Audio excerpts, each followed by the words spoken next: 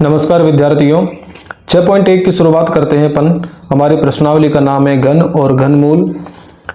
इससे पहले 5.4 तक वर्ग और वर्गमूल की जो प्रश्नावली थी वो अपन वीडियो में पहले कर चुके हैं और उसका वीडियो प्ले लिस्ट में भी डाल चुके हैं। आज अपन 6.1 में सबसे पहला प्रश्न देखें तो यह लिखा हुआ है कि निम्नलिखित में से कौन सी संख्याएं पूर्ण घन नहीं है। देखिए, पूर्ण घन नहीं है, उसके पहले अपन घन के बारे में जानते हैं, पूर्ण घन के बारे में जानते हैं। सबसे पहले अपन घन की परिभाषा देखते हैं कि किसी संख्या को स्वयं से 3 बार गुणा करने पर उसका घन प्राप्त हो जाता है। कोई भी संख्या है उसको खुद से ही गुणा करनी है और कितने बार करना है? 3 बार, तो आपको उसका घन प्राप्त हो जाएगा। जैसे मान लो यहाँ पर मुझे 2 का घन चाहिए, मुझे 2 का घन चाहिए, तो 2 का घन क्या हो जाएगा? मैं 2 को 2 से 3 बार गुणा कर दूं, है ना। तो देखो 2 दूनी 4 और 4 दूनी 8, तो मेरे पास में 2 का घन कितना हो जाएगा? 8 आ जाएगा। समझ गया बात को? इस तरीके से मैं किसी भी संख्या का घन निकाल सकता हूं। अब देखिए, अपन 1 से लेकर 10 तक के घन निकालते हैं। जैसे 1 को 1 से 3 बार गुणा किया तो इसको लिखते हैं 1 की घात 3 और इसका मान होता है 1। 2 को 3 बार गुणा किया 2 से, तो ये हो गया 2 की घात 3 और ये इसका मान हो गया 2 की घात 3 का 8। 2 की घात 3 का मतलब ही क्या होता है? 2 का घन, है ना। जैसे 3 की घात 3 है, इसका मतलब है 3 का घन। 4 की घात 3, इसका मतलब है 4 का घन। तो इस तरीके से अपन ने 1 से लेकर 10 तक के घन निकाले। तो ये आपके सामने 1 से लेकर 10 तक के घन है। जैसे 1 का 1 है, 2 का घन 8, 3 का घन 27, 4 का 64, 5 का 125, 6 का 216, 7 का घन 343, 8 का घन 512, 9 का घन 729 और 10 का घन 1000। इस तरीके से अपन किसी भी संख्या को 3 बार गुणा करके उसका घन निकाल सकते हैं। आपको 1 से लेकर 10 तक के घन तो याद करने हैं। अब बात करते हैं पूर्ण घन की। अब देखो, पूर्ण घन संख्या क्या होती है, तो इस तरीके से अपन ये देखो, पूर्ण घन क्या होता है कि वह संख्या जो किसी संख्या का घन हो वह पूर्ण घन कहलाती है। जैसे मान लो यहाँ पर 1 है, ये 1 का घन है, 8 2 का घन, 27 3 का होता है, 64 4 का, 125 5 का। ये सारी संख्या जो है ये वाली, ये सब क्या है? ये पूर्ण घन है। तो हमारे पास में इसके उदाहरण हो गई 1 8 27 64 125 216 343 512। ये सारी संख्या क्या है? पूर्ण घन होती है। समझ गए? तो पूर्ण घन की पहचान क्या होती है कि इनके क्या होते हैं? 3 के जोड़े होते हैं। तो जिस भी संख्या में 3 के जोड़े हो गए वही हमारी क्या हो जाती है? पूर्ण घन हो जाती है। अब अपन सवाल पर आते हैं। ये हमारा बेसिक था। पहला सवाल है कि निम्नलिखित में से कौन सी संख्याएं पूर्ण घन नहीं है, और इसमें है 216। तो हमें यह बताना कि 216 पूर्ण घन है या नहीं है। तो देखो, अभी अपन ने पढ़ा है कि पूर्ण घन होने के लिए हमारे पास 3 के जोड़े होने चाहिए।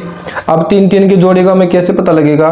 तो सबसे पहले अपन इसके अभाज्य गुणनखंड करते हैं, है ना। तो अभाज्य गुणनखंड करने के लिए हम सबसे पहले इसको इस तरीके से लिख देते हैं और लिख देते हैं 216। देखिए, ये सम संख्या है तो अपन इसमें 2 का भाग देंगे, आप 2 का भाग देंगे। तो देखिए 2 का भाग 2 में एक बार चला जाएगा, आगे 1 में नहीं जाएगा क्योंकि एक छोटी संख्या है। तो यहाँ भाग टूट के 0। फिर 16 में देंगे तो 2 8 16। उसके बाद में वापस 2 का भाग देंगे यहाँ पे, तो 10 में देंगे तो 5 बार चला जाएगा, और 8 में देंगे तो 2 चौके 8। वापस से सम संख्या आ गई हमारे पास में। फिर से 2 का भाग देंगे तो 2 का भाग देंगे 5 में, तो 2 दूनी 4, 1 बच गया, ये बन जाएगा 14 और 2 7 14। 27 विषम संख्या आ गई। ये 3 के पहाड़े में आता है, तो 3 का पहाड़े में 9 12 में 27 आ जाता है। फिर 9 में 3 का भाग देंगे तो 3 3 9, 3 बार में 9 आ जाते हैं, और फिर 3 में 3 का भाग देंगे तो 1 बार चला जाएगा। तो यहाँ पर देखो मेरे पास में कि 216, इसमें आ गया मेरे पास में 2 गुणा 2 गुणा 2 गुणा 3 गुणा 3 गुणा 3। ओके, अब अगर एक बार अपन देखते हैं इनके 3 के जोड़े बनाते हैं, क्योंकि पूर्ण घन बनाने के लिए हमारे पास में 3 के जोड़े होने चाहिए। आप देखो यहाँ पर 1 2 3 बार आ रहा है ना 2, तो एक जोड़ा बन गया। फिर 3 भी देखो 3 बार आ रहा है, तो इसका भी जोड़ा बन गया। यानी मेरे पास में जोड़ा बन गया, तो ये संख्या क्या है? पूर्ण घन है।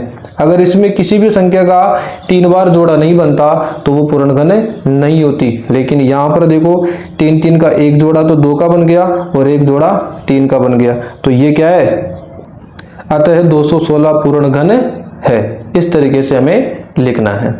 अब देखिए हमारे पास में दूसरी संख्या 128 है, तो हम क्या करेंगे, 128 में भी अभाज्य गुणनखंड करेंगे और अभाज्य गुणनखंड करने से पहले हम 128 को इस तरीके से लिख लेंगे।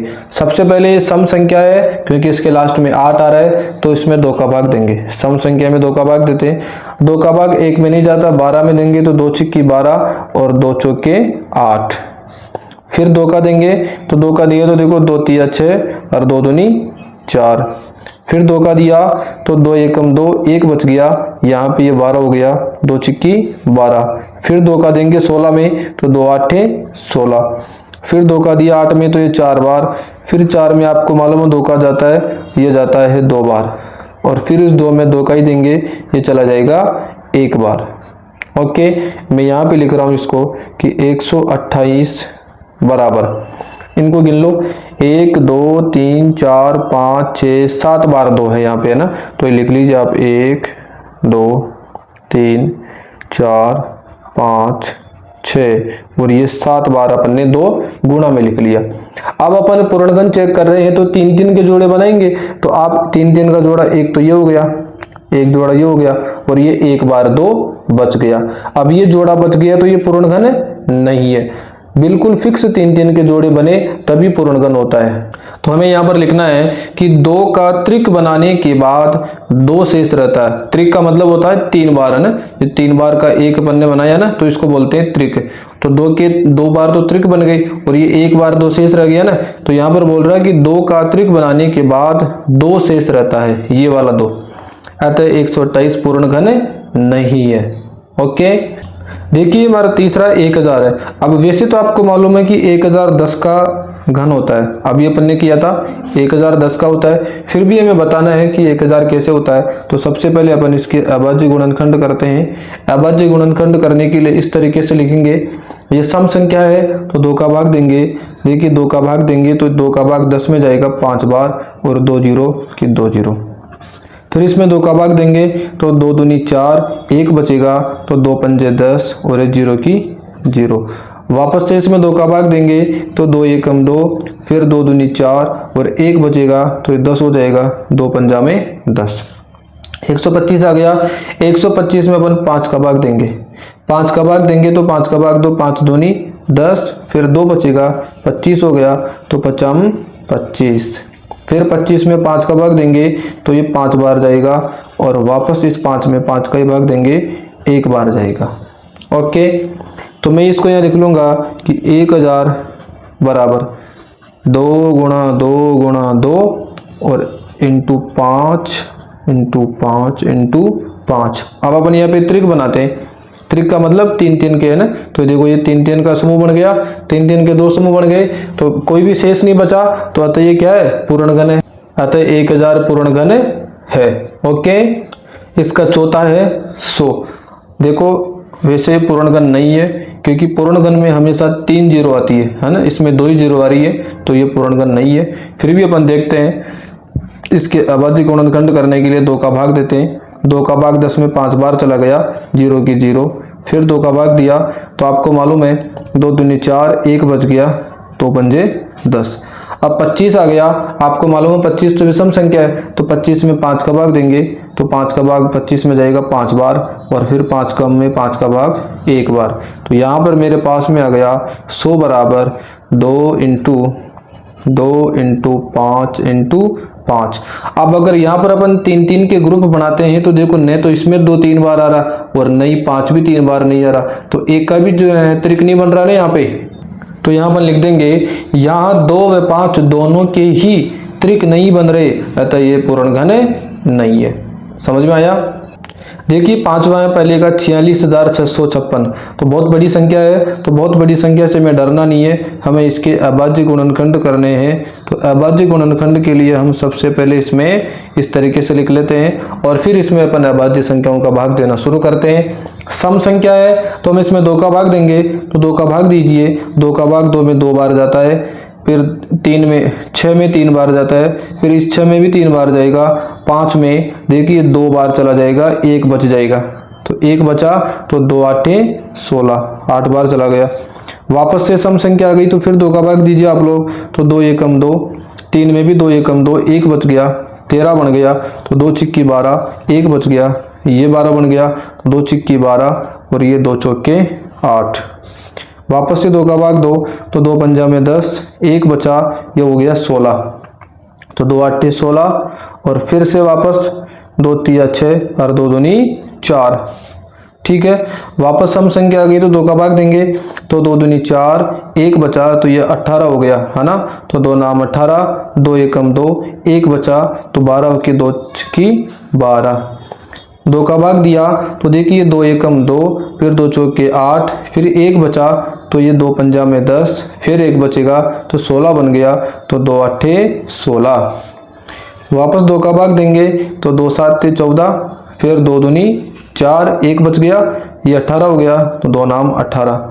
अब आपको मालूम है विषम संख्या आ गई, और विषम संख्या आ गई तो अब 2 का भाग नहीं जाएगा।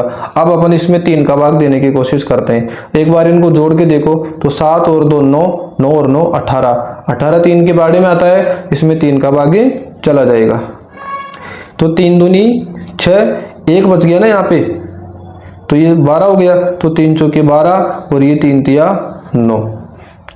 फिर इसमें वापस आप 3 का भाग दो, तो 3 का भाग देंगे, तो 3 8 24 और 3 एकम 3। वापस से 3 का भाग देंगे, तो 3 दूनी 6 जाएगा, यहाँ पे 7 और 8 2 बच गए, तो ये हो गया 21। वापस 3 का भाग देंगे, तो 3 7 21। 27 में फिर 3 का भाग देंगे, तो ये चला जाएगा 9 बार। ठीक है, फिर 9 में 3 का भाग देंगे, तो 3 तिया 9, 3 बार जाएगा, और इस 3 में फिर से 3 का भाग देंगे, तो ये हमारे पास में चला जाएगा 1 बार। समझ में आ गया आपको? अब मुझे क्या करना है, इन सबको ये जो भी आए हैं इनको यहाँ पे लिख लेना है। तो ये तो आ गया 46,656, और बराबर में जो भी है इनको सबको लिख लो। एक बार आप इनको गिनो, 1 2 3 4 5 6 बार 2 है, तो 6 बार लिख लो, 1 2 3 4 5 और ये 6, 1 2 3 4 5 6 बार ही 3 है, तो into 3 to 3 into 3 into 3 into 3 into 3। अब अपन 3 3 के ग्रुप बनाते हैं। आप एक बार देखो, ये एक त्रिक तो ये बन गया, फिर ये वाला एक ये बन गया, फिर एक त्रिक ये बन गया और एक त्रिक ये बन गया। यहाँ पर सारे 3 3 के ग्रुप बन गए। अगर 3 3 के ग्रुप बन रहे हैं तो इसका मतलब ये पूर्ण घन है। तो यहाँ पर लिख सकते हैं अतः 46,656 पूर्ण घन है। ओके, समझ में आ रहा है आपको? अब अपन दूसरे प्रश्न पे चलते हैं। दूसरा सवाल है इसका, वह सबसे छोटी संख्या ज्ञात कीजिए जिससे निम्नलिखित संख्याओं को गुणा करने पर पूर्ण घन प्राप्त हो जाए। यानी ये जो संख्या है ये पूर्ण घन नहीं है, तो इसको पूर्ण घन बनाने के लिए हमें किससे गुणा करना पड़ेगा वो हमें ज्ञात करना है। तो उसका कैसे पता चलेगा? हमें सबसे पहले इसके अभाज्य गुणनखंड करने पड़ेंगे। फिर अपन अभाज्य गुणनखंड करने के बाद में 3 3 के जोड़े बनाते हैं, और फिर उसके बाद में पता लगाएंगे किसका जोड़ा नहीं बन रहा। सबसे पहले आप ये देखो, यहाँ पर अपन विषम संख्या है तो 3 का भाग देते हैं। 3 का भाग देने के लिए भी चेक कर लेते हैं, 2 और 4 6, 6 और 3 9, तो 9 3 के पहाड़े में आता है, तो इसमें 3 का भाग चला जाएगा। 3 का पहाड़ा बोलेंगे तो 3 के पहाड़े में 8 12 में 24 आ जाते हैं, तो 3 8 24 और फिर 3 एकम 3। उसके बाद में फिर 3 का भाग देंगे तो 3 के पहाड़े में 2 12 में 6 आ जाते हैं, और यहाँ 2 बच गए तो 21 हो गया। फिर 3 7 21, फिर 3 का भाग देंगे तो 3 का भाग 27 में जाएगा 9 बार। ठीक है ना? फिर 3 का भाग देंगे तो 9 में जाएगा 3 बार, और फिर 3 के भाग 3 में जाएगा 1 बार। ओके, अब यहाँ पर लिख दूंगा मैं कि 243 बराबर 1 2 3 4 5 बार है ना, तो आप लिख दीजिए 3 इंटू 3 इंटू 3 इंटू 3 इंटू 3। ठीक है ना? अब अगर अपन 3 3 के त्रिक बनाते हैं, 3 3 का ग्रुप, तो एक तो ये ग्रुप बन गया, और देखो ये 3 का नहीं बना, इसमें 2 बार 3 आ रहा है। अब 2 बार 3 आ रहा है तो हमें 3 बार 3 चाहिए, तो हमें किससे गुणा करना पड़ेगा? अगर मैं इसमें एक बार और 3 से गुणा कर देता हूं तो ये पूर्ण घन बन जाएगा, क्योंकि देखो यहाँ पर एक बार तो 3 3 का पूरा ग्रुप बन गया, दूसरे में 3 बार नहीं आ रहा, 2 ही बार 3 आ रहा है, तो हमें एक बार 3 से गुणा करना पड़ेगा, तो हमें ये लिखना तो हम ये लिख देंगे, अतः 243 को पूर्ण घन बनाने के लिए 3 से गुणा करना है। ठीक है, इसको जैसे अपन 3 से गुणा करेंगे तो ये पूर्ण घन बन जाएगा। अब ये है 256, हमें इसमें भी क्या करना है, अभाज्य गुणनखंड करना है। तो 256 का अभाज्य गुणनखंड इस तरीके से करेंगे। सम संख्या है तो सबसे पहले 2 का भाग देंगे, 2 का भाग 2 में एक बार, फिर 5 में देंगे तो 2 दूनी 4, 1 बच गया तो 16 बन गया, 2 8 16। फिर 2 का भाग दिया तो 2 छिक्की 12 और 2 चौके 8। फिर 2 का भाग दिया तो 2 तिया 6 और 2 दूनी 4। फिर 2 का भाग दिया तो 2 एकम 2, 1 बचा, ये 12 हो जाएगा, 2 छिक्की 12। फिर 2 का भाग दिया तो 2 आठे 16। फिर 2 का भाग दिया तो 2 चौके 8, है ना। और फिर 2 का भाग दिया तो 2 दूनी 4। फिर 2 का भाग दिया तो 2 एकम 2। आया समझ में। अब इन सबको यहाँ पे लिख लेते हैं, इधर तो लिख लेंगे 256 बराबर, इधर देखो 1 2 3 4 5 6 7 8 बार 2 है, तो आप लिख लीजिए।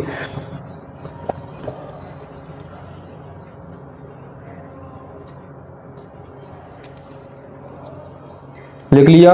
अब क्या करेंगे, 3 3 के समूह बनाते हैं। देखो 3 3 का एक समूह तो ये बन गया, फिर उसके बाद में 3 3 का एक समूह ये बन गया। अब देखो इस वाले समूह में केवल 2 ही बार 2 आ रहा है, हमें 3 बार चाहिए ना, सबके 3 3 के ग्रुप बनाने, तो हमें इसमें किससे गुणा करना पड़ेगा, 2 से। तो हम ये लिख देंगे कि इसको 2 से गुणा करने पर, तो अतः 256 को 2 से गुणा करने पर ये पूर्ण घन बन जाएगी। समझ में आ रहा है आपको। तीसरी संख्या हमारे पास में 72, तो सबसे पहले अपन अभाज्य गुणनखंड करेंगे 72 के, तो हमने यहाँ लिख दिया 72। सम संख्या है तो 2 का भाग देंगे, 2 का भाग देने पर देखो 3 बार जाएगा, 2 तिया 6, 1 बचेगा तो ये 12 हो गया, 2 छिक्की 12। फिर 2 का भाग दिया तो 2 एकम 2, 1 बच गया तो 16 हो गया, तो 2 आठे 16। फिर 2 का भाग दिया तो 2 नाम 18। अब 9 में किसका भाग देंगे, तो 9 में देंगे अपन 3 का भाग, है ना। तो 3 का भाग जाएगा 9 में 3 बार, फिर 3 का भाग देंगे तो ये जाएगा 1 बार।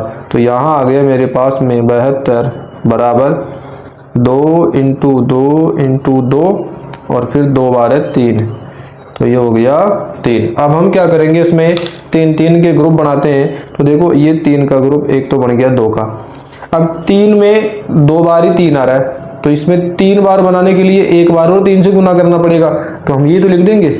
तो हमें यहाँ पे लिखना है, अतः 72 को 3 से गुणा करने पर यह पूर्ण घन बन जाएगी।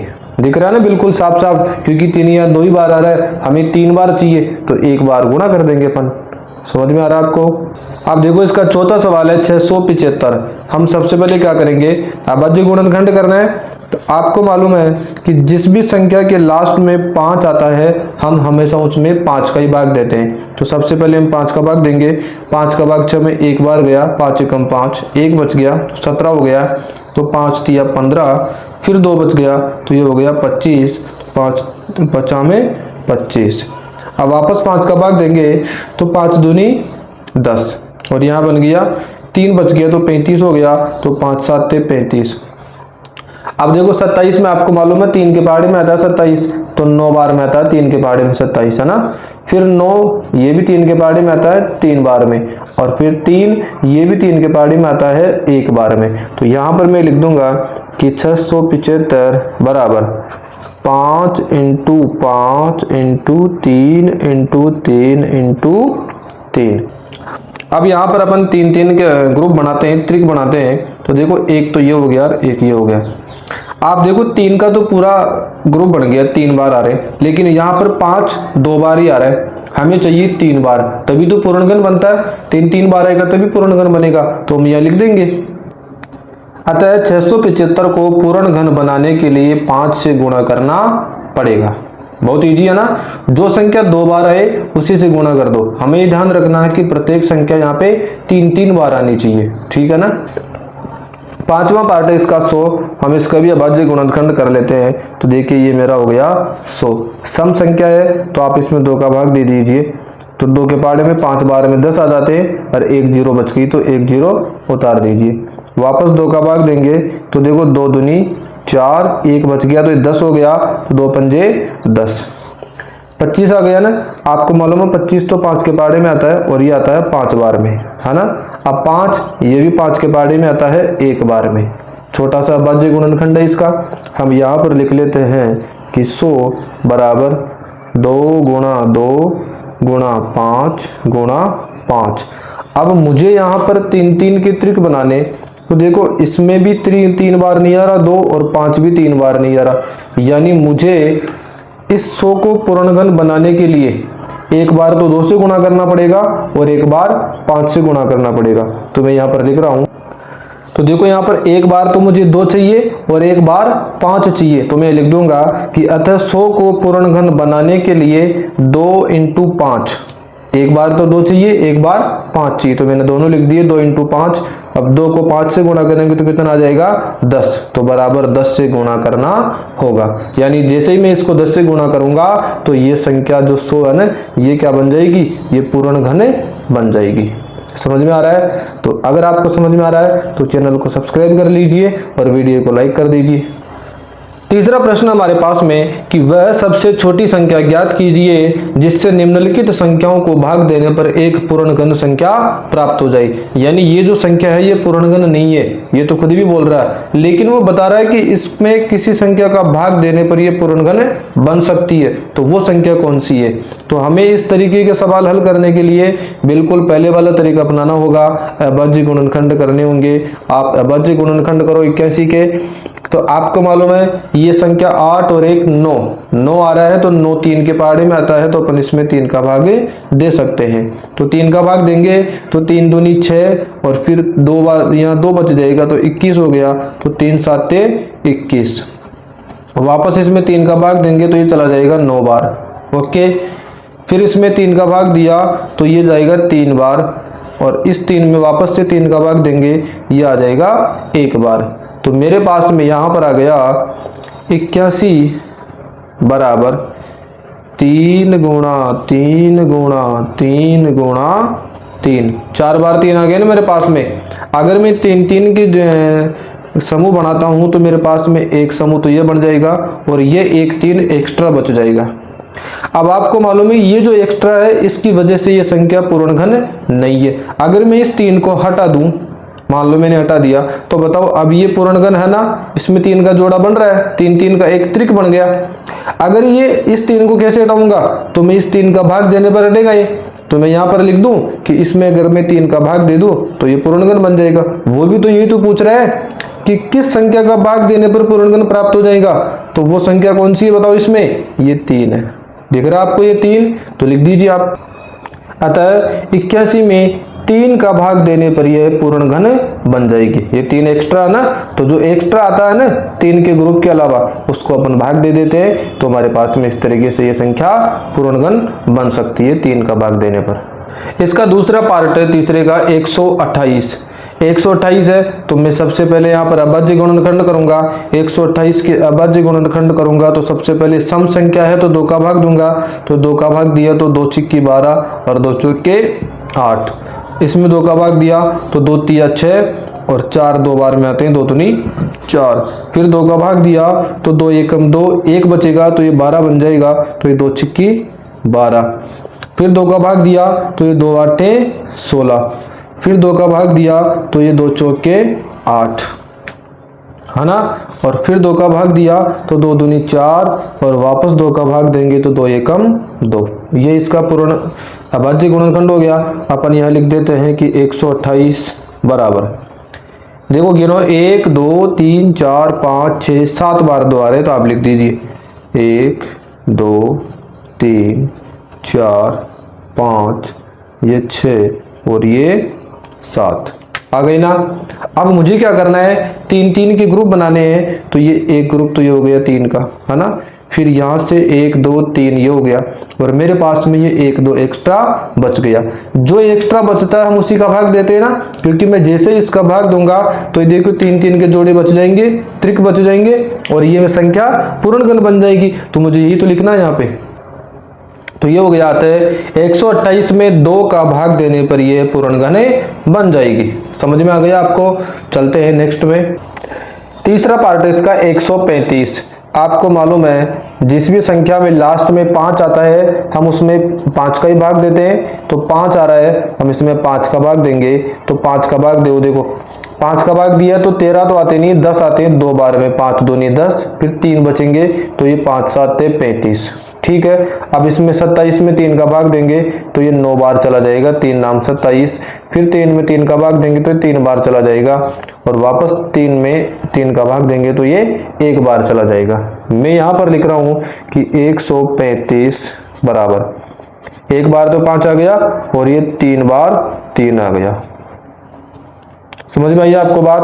अब बताइए आप मुझे, अगर मैं यहाँ पर 3 3 के जोड़े बनाऊं तो देखो ये एक जोड़ा बन गया मेरे पास में, 3 का त्रिक बन गया ना एक, लेकिन ये 5 बच गया एक्स्ट्रा। इस 5 की वजह से ये पूर्णगण नहीं है, यानी मुझे इस 5 को हटाना है। हटाना कैसे है? 5 का भाग देना है, तो जैसे 5 का भाग देंगे तो ये पूर्णगण बन जाएगा। अतः 135 में 5 का भाग देने पर यह पूर्णगण बन जाएगी। बोलो बिल्कुल समझ में आ रहा ना? बहुत इजी प्रश्न है, और देखो 2 2 3 3 लाइनों के सवाल है। बस आपको समझ में आना चाहिए, गुणनखंड करना आना चाहिए, और गुणनखंड के बाद में इस तरीके से 3 3 के ग्रुप बना लो, जो ग्रुप के बाहर रह जाए उसी का भाग देना हमें बस। चौथा है मेरे पास में 192। तो देखो सबसे पहले अपन वही अभाज्य गुणनखंड ही करेंगे ना, तो ये अपन कर लिया अभाज्य गुणनखंड। सम संख्या है तो 2 का भाग देंगे, आप 2 का पहाड़ा बोलो तो 2 नाम 18 होते हैं, तो 9 बार में 18 आ गई ना। फिर मेरे पास में यहाँ 19 है तो 1 बच गया, इस 1 को मैं यहाँ लिख दूंगा छोटा सा। बताओ ये 1 और 2 12 होते हैं, 1 2 12, तो अब 2 का पहाड़ा बोलेंगे तो 2 छिक्की 12। ठीक है, वापस 2 का भाग देंगे तो 2 चौक के 8 आ जाते हैं। यहाँ पे 9 है तो 1 बचा, 1 को इधर लिखा 16 बन गया, तो 2 8 16। फिर 2 का भाग दिया तो 2 दूनी 4 और 2 चौके 8। वापस से 2 का भाग दिया तो 2 एकम 2 और ये 2 दूनी 4। वापस 2 का भाग देंगे तो 2 छिक्की 12। समझ में आई ना आपको बात? फिर 2 का भाग दिया तो देखो 2 तिया 6। अब 3 में तो 2 का भाग जाता नहीं है, तो 3 में तो 3 का ही भाग देंगे, और 3 का भाग जाएगा इसमें 1 बार। ठीक, आप इसको यहाँ लिख दीजिए, जो भी आ रहा है उसको आप इधर लिखो। बताओ 2 कितने बार आया? तो 1 2 3 4 5 6 बार 2 आ गया, 1 बार 3 आ गया, तो आप लिख दो यहाँ पे।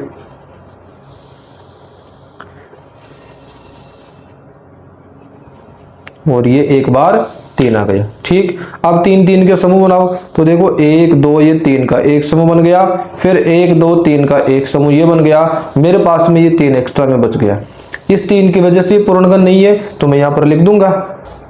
अतः 192 में 3 का भाग देने पर यह पूर्णगण बन जाएगी। इस 3 का भाग दिया तो ये पूर्णगण बन जाएगी। ये इसका 5वां है 704। हमें क्या करना है? सबसे पहले 704 के अभाज्य गुणनखंड करने हैं। आप देखिए अभाज्य गुणनखंड हम उसी तरीके से करते हैं। सम संख्या है तो 2 का भाग देंगे, 2 का भाग दिया तो 7 में 2 तिया 6, 1 बचा तो 10 हो गया, 2 पंजे 10 और 2 दूनी 4। फिर 2 का भाग दिया तो 2 एकम 2, ये 1 लगाते 15 हो गया, 2 7 14, फिर 1 लगाते 12 तो 2 छिक्की 12। फिर 2 का भाग दिया, 2 8 16 और ये 2 8 16 है ना। फिर 2 का भाग दिया तो ये हो गया 2 चौके 8, 2 चौके 8। फिर 2 का भाग दिया तो 2 दूनी 4, 2 दूनी 4। फिर 2 का भाग दिया तो 2 एकम 2, 2 एकम 2, 11 आ गई ना। अब 11 में किसका भाग देंगे? 11 में आपको मालूम है कि केवल और केवल 11 का ही भाग जाता है, और ये 1 बार चला जाएगा। समझ में आई आपको बात? आप इधर लिख लीजिए इसको, तो ये हो गया 704 बराबर 1 2 3 4 5 6 बार 2 है इसमें ना, तो आप लिख लो 2 3 4 5 और ये 6 बार तो 2 आ गया, और 1 बार आ गया मेरे पास में 11। अब अपन इनके 3 3 के ग्रुप बनाते हैं, तो ये 1 तो ये हो गया, 1 ये हो गया, और ये 11 एक्स्ट्रा बच गया। तो मुझे इस 11 का भाग देते ही ये पूर्ण घन बन जाएगा, तो अपन जैसे लिख देंगे। अतः 704 में 11 का भाग देने पर यह पूर्ण घन बन जाएगी। बिल्कुल शॉर्ट एंड स्वीट है, बहुत सिंपल तरीके से समझाया आपको। अब अपन इसके चौथे प्रश्न की तरफ चलते हैं। चौथा प्रश्न देखिए इसका कि परीक्षित है, किसी आदमी का नाम है परीक्षित, प्लास्टिसिन यानी प्लास्टिक का एक घनाभ बनाता है जिसकी भुजाएं 5 सेंटीमीटर, 2 सेंटीमीटर और 5 सेंटीमीटर है। एक घन बनाने के लिए ऐसे कितने घनाभों की आवश्यकता होगी? यानी ये जो इसका घनाभ है ना, तो आप ये देखिए कि घनाभ की लंबाई कितनी है बताओ।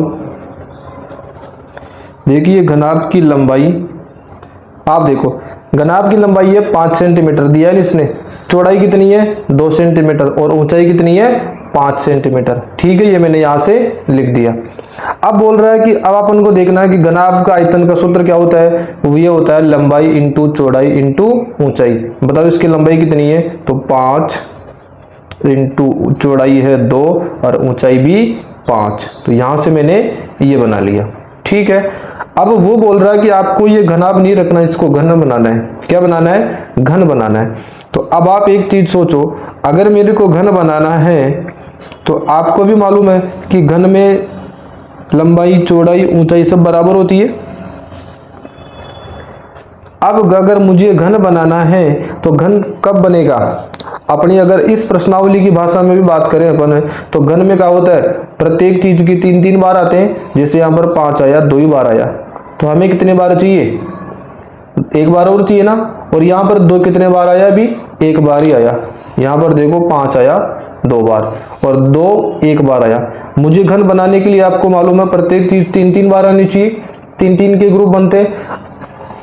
तो अब मुझे 3-3 के ग्रुप बनाने के लिए बताओ कितने बार चाहिए। आपको देखो यहाँ पर 5 2 बार है, तो मुझे 1 बार तो 5 की जरूरत पड़ेगी। और यहाँ पर 2 1 बार है, तो अब कितने बार चाहिए मुझे, 2 बार 2 और चाहिए, है ना। अगर मैं इनसे इसको गुणा कर दूं तो बताओ ये पूर्ण घन बन जाएगा ना, बिल्कुल बन जाएगा, क्योंकि यहाँ पर 2 बार तो ये आ गया, 1 बार 5 ये आ गया, तो 3 बार हो गया। 1 बार 2 ये है और 2 बार ये 2 हो जाएंगे। तो इस तरीके से इनको मिलाने पर ये पूर्ण घन बन जाएगा। तो वो यही तो पूछ रहा है कि घन बनाने के लिए कितने घनाभों की आवश्यकता होगी, तो बताओ इतने घनाभों की आवश्यकता होगी ना अपने को, तभी तो ये पूरा मिलके घन बन जाएगा। तो इनको गुणा कर लो आप एक बार, तो बताओ गुणा करो, तो 5 दूनी 10, 10 का पहाड़ा फिर से 2 बार बोलो, तो 10 दूनी 20। आया ना समझ में, इनको गुणा करना। भाई 5 का पहाड़ा 2 बार बोलोगे तो 5 दूनी 10, फिर 10 का पहाड़ा 2 बार बोलते 10 दूनी 20 घनाभों की हमें क्या पड़ेगी, आवश्यकता पड़ेगी। तो हम क्या लिख देंगे कि 20 घनाभों की आवश्यकता होगी।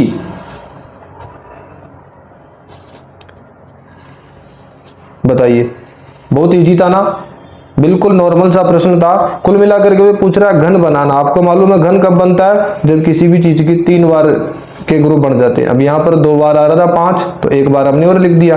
1 बार 2 आ रहा था तो हमने 2 बार लिख दिया। इतने घनाभों की आवश्यकता होगी तो गुणा कर लो, 5 दूनी 10, 10 दूनी 20 घनाभों की आवश्यकता होगी। इस तरीके से हमारी प्रश्नावली 6 पॉइंट कंप्लीट हुई है। आपको समझ में आया तो वीडियो को लाइक करो और चैनल को सब्सक्राइब करो, और वीडियो पूरा देखने के लिए आपका बहुत बहुत धन्यवाद।